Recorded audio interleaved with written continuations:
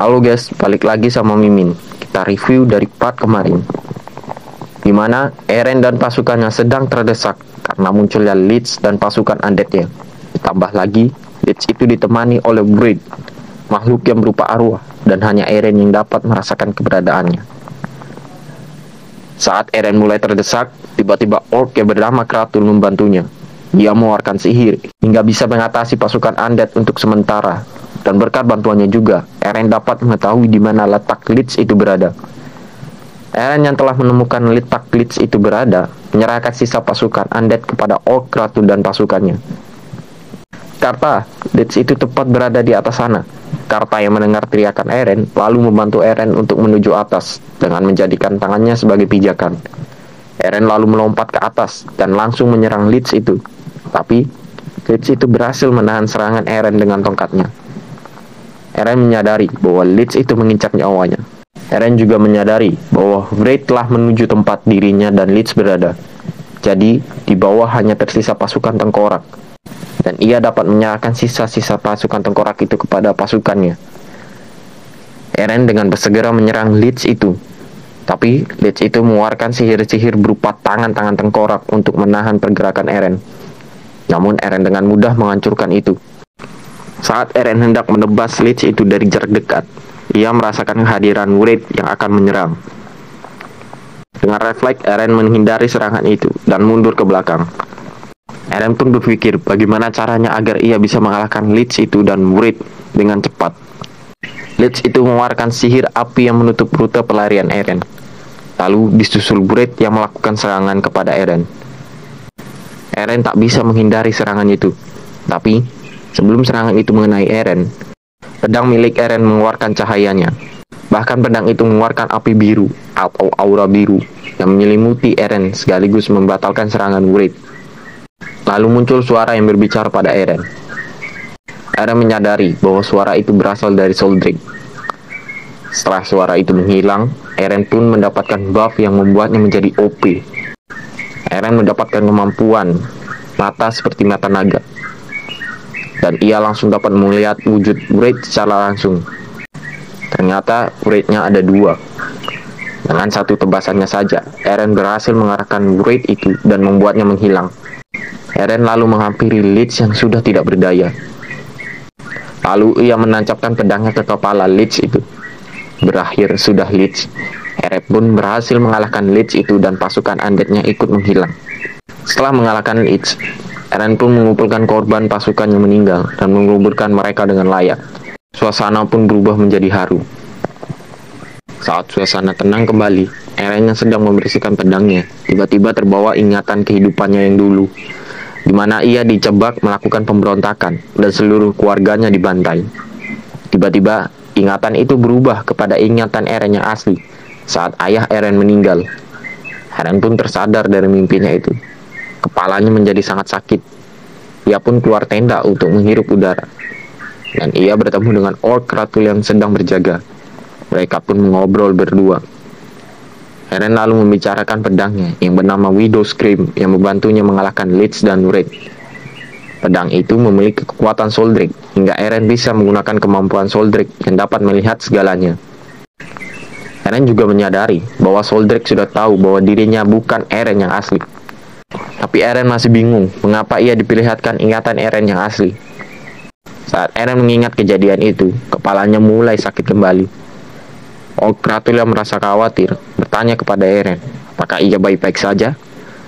Lalu Eren menatapnya dengan amarah. Kratul kebingungan kenapa Eren marah kepadanya. Eren lalu langsung meminta maaf dan meminta Kratul untuk melupakannya. Saat matahari terbit, mereka akan melanjutkan perjalanan dan akan memasuki goa yang terhubung dengan mausoleum. Mereka semua mendapatkan firasat buruk jika mereka melanjutkan perjalanan. Eren lalu memantapkan hatinya agar ia bisa mencapai tujuannya. Dengan mencabut pedang, ia memerintahkan mereka semua agar melanjutkan perjalanan. Mereka pun memasuki goa dengan orc kata sebagai petunjuk jalan. Saat berjalan, tiba-tiba orc Kratul berhenti dan merasakan kehadiran sesuatu. Ternyata yang ia rasakan adalah kehadiran sebuah spirit. Saat dilihat-lihat lagi, ternyata ada water spirit di dekat mereka. Kratul memberitahu yang lain agar berhati-hati, karena pelindungan Dewa Bumi tidak sampai ke tempat ini. Mereka melihat di balik air terjun terdapat sebuah tangga dan benda yang mirip dengan papan. Saat mereka akan memasuki air terjun itu, tiba-tiba water spirit itu bergerak dan merubah wujudnya seperti kura-kura raksasa. Apa itu? Tanya mereka yang kebingungan. Dan Kratul menjelaskan bahwa itu adalah wujud water spirit yang mencoba melindungi harta karunnya. Eren pun mengerti. Berarti dia akan menyingkirkan semua penyusup agar hartanya aman kembali. Tanya Eren, dan dibenarkan oleh Kratul.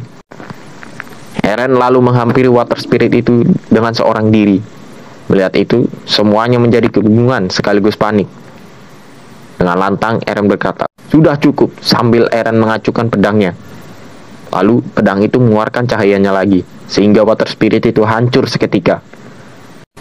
Ternyata, harta karun yang dijaga water spirit itu adalah perisai, yang berlambangkan keluarga Pendragon.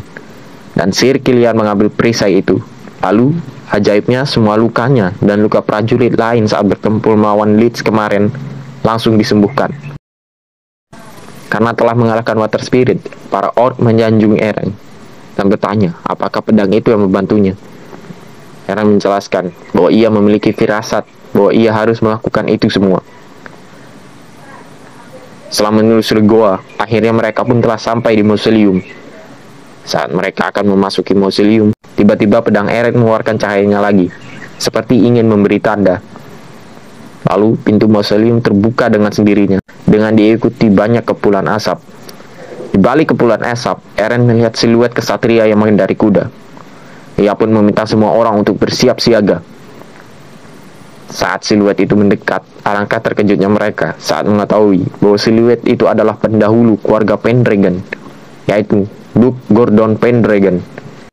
Eren mengetahui namanya dari ingatan Eren yang asli. Lalu siluet Gordon Pendragon mengangkat pedangnya dan mengeluarkan cahaya ke atas langit, hingga membuat semua orang menjadi silau akannya. Saat itulah muncul sang White Dragon, yaitu Soldrake, hingga membuat semua orang ketakutan dengan auranya saja. Soldrake pun berdiri di belakang Gordon Pendragon. "Siapa kau?" Tiba-tiba muncul suara misterius. Mereka semua terkejut mendengar suara itu, dan mereka mengira bahwa Gordon lah yang berbicara. Namun Eren menyadari suara itu mirip dengan suara yang ia dengar saat pertama kali bertemu dengan Eren yang asli. Itu bukanlah suara Eren ataupun suara Gordon, melainkan suara dari Soldrake. "Aku adalah Eren Pendragon," jawab Eren. Mendengar jawaban Eren, Soldrake pun mendekati Eren. Kau bukanlah Eren Pendragon. Kau tidak bisa menipuku. Aku akan bertanya sekali lagi. Siapa kau? Tanya Soldrake sambil mengeluarkan tekanannya kepada Eren. Eren yang mendapatkan tekanan dari Soldrake merasakan bahwa kepalanya terasa mau pecah hingga membuatnya tersungkur ke tanah.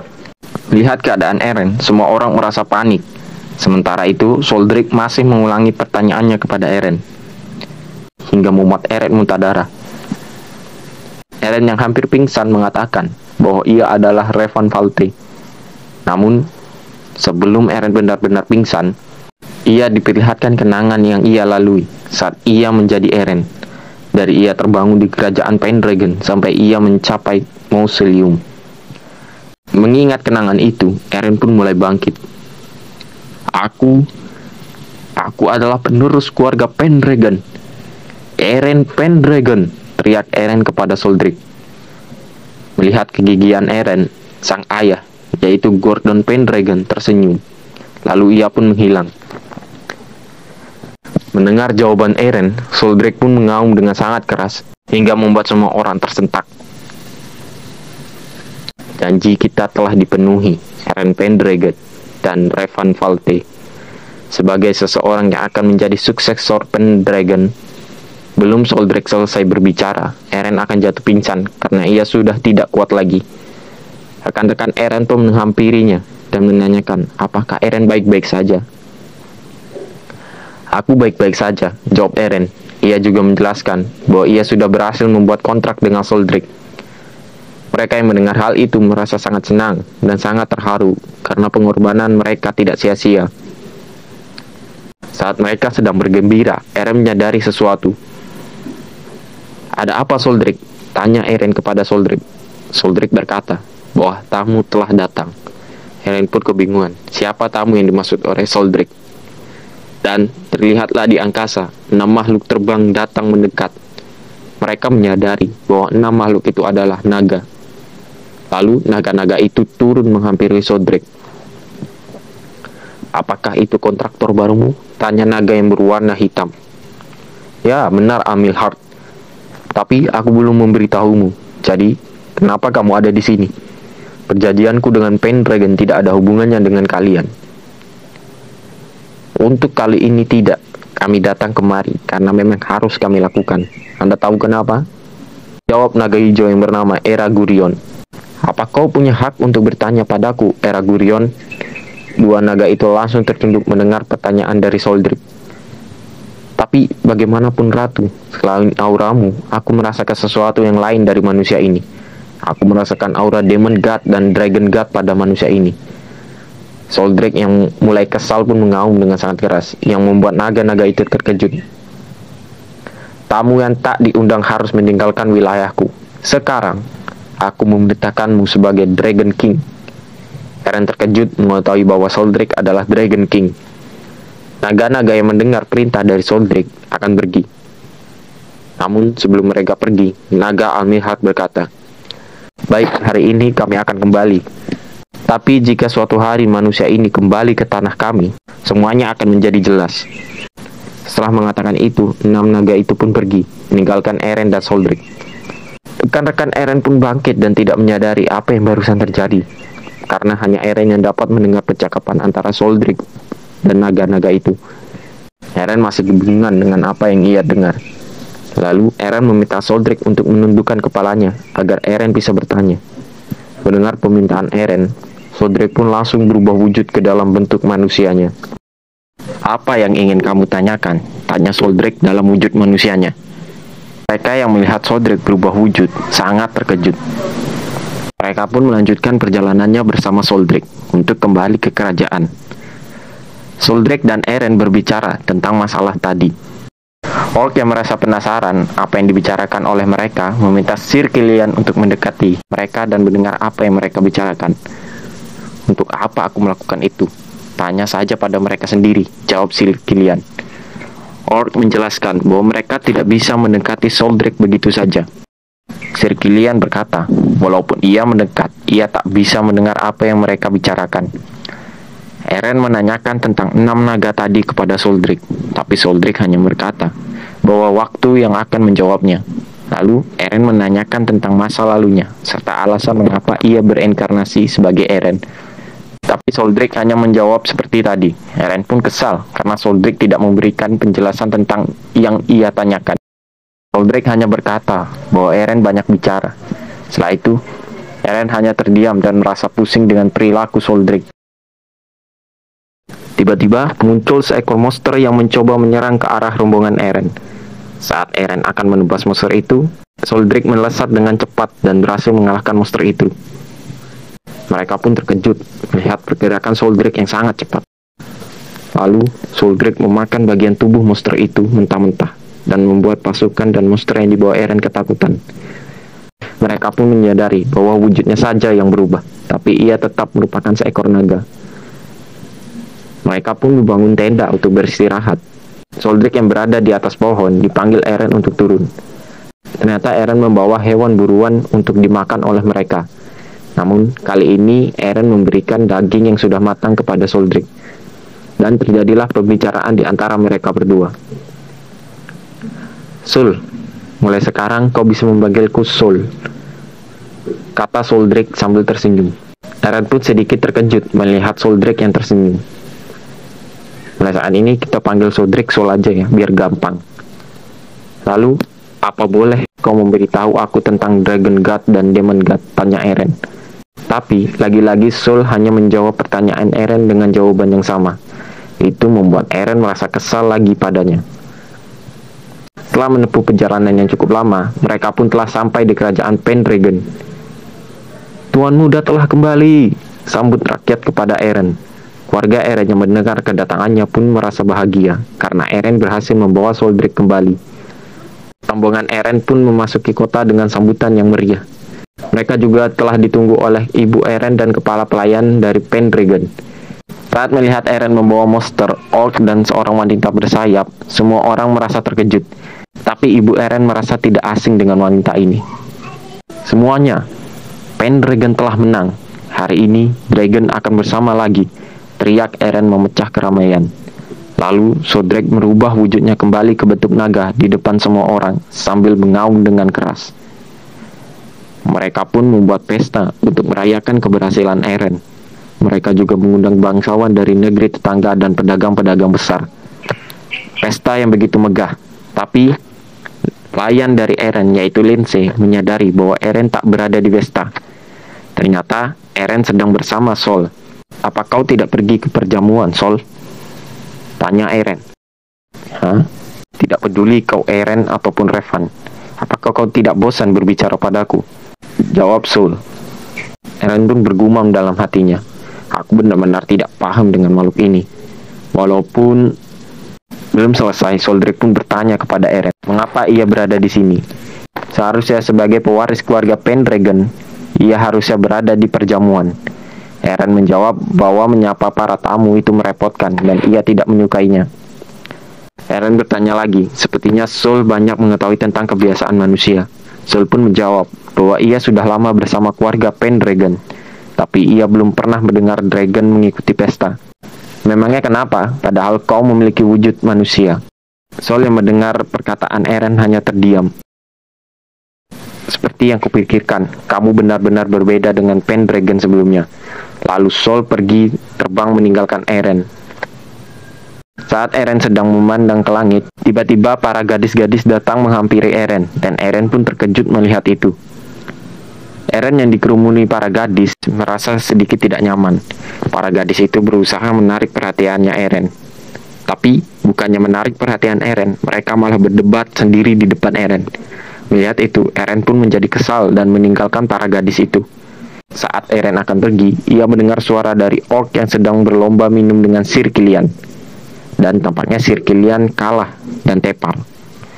Melihat Eren, orc Karta pun mengajak Eren untuk minum-minum dan menantangnya untuk berlomba. Eren pun menerima tantangan dari orc Karta dan mereka pun minum-minum bersama.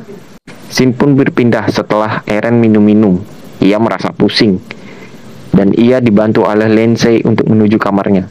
Lindsay merasa senang melihat Eren bisa bersenang-senang setelah sekian lama sejak kematian ayahnya. Eren hanya bisa tersenyum mendengar perkataan Lindsay. Saat akan memasuki kamarnya, Eren pun terkejut melihat para gadis yang tadi sudah berada di kamarnya. Lalu, Ibu Eren muncul dan berkata, apakah di antara gadis-gadis ini ada yang kamu sukai?